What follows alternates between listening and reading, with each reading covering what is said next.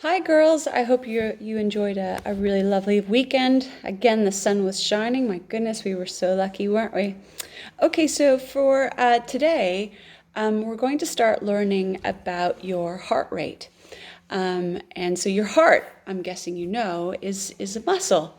Unlike your other muscles, so if I said to you, oh, could you contract your biceps, it's these muscles here, and if you could actually think of it and just like contract it, you can feel your muscle contracting. But if I said to you, contract your heart, you can't really do that, can you?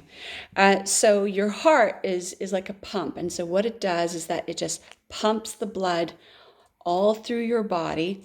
And the blood is really good for all of your muscles and your tissues and your organs. So to feel your heart, you know that you can feel your heart like this, putting your hand on your heart. And if you concentrate, you can actually feel it going bum, bum, bum, bum. But actually, one way to really feel it would be finding your pulse.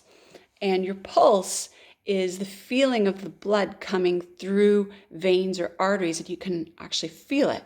And so if you take two fingers, not your thumb, because your thumb has a pulse as well. So you take your two fingers and you go from your jawline and you slide it here.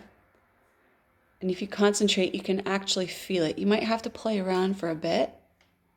And I feel mine. The other place where you could feel it is actually on your wrist.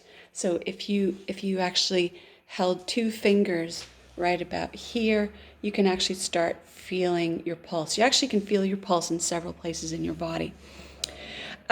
So what I want you to do is we're going to start doing different activities each time.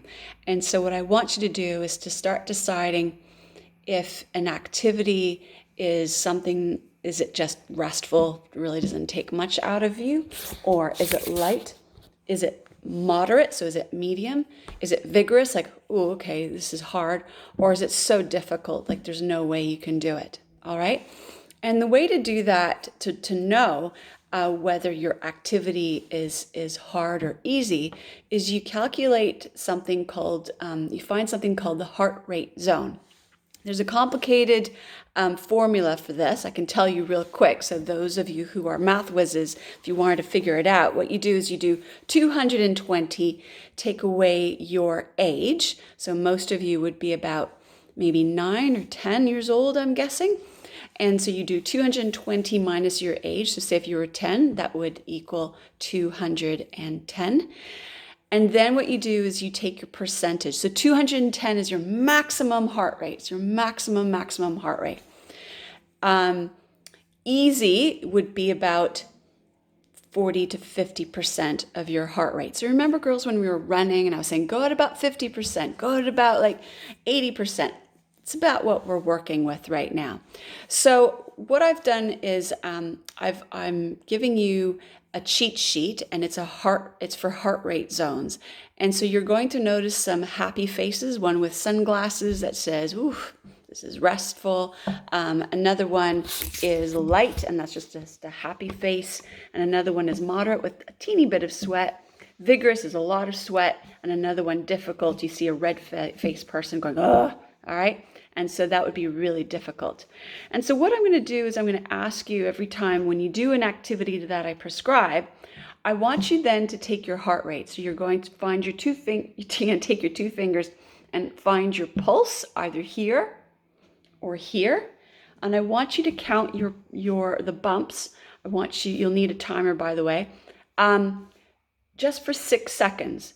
So then you take that number that you got and then you times it by 10, and that will give you your heart rate. And then what I want you to do is find that number on your cheat sheet. So for example, if your heart rate was at about 130 beats per minute, you'll see it on the chart.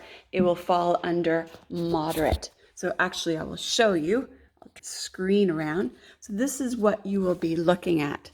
So you can see my heart rate zone. You can see the age is 10. On the other ones, see how it says 9. That's 9 years of age. and then 8 years of age. So what you do is you find the one that matches your age. Unfortunately, it only goes up to the age 10. So if you're 11, just stick to age 10, it'll be okay. And then what you do is you count your heart rate, so for 6 seconds, and then you do it times 10. And then what you do is you match the number here with these, okay? So this is for 60 seconds here, or if you wanted to take it for 10 seconds, you could look at these numbers down here. And so if you counted your pulse for 14 beats, you would be resting. If it came up to about 20, you would be light activity. If it was, say, 22, sorry, that's my dog, you would be at moderate. And then what I want you to do is you're going to record this on a sheet. So I'm going to show you on my computer what that looks like.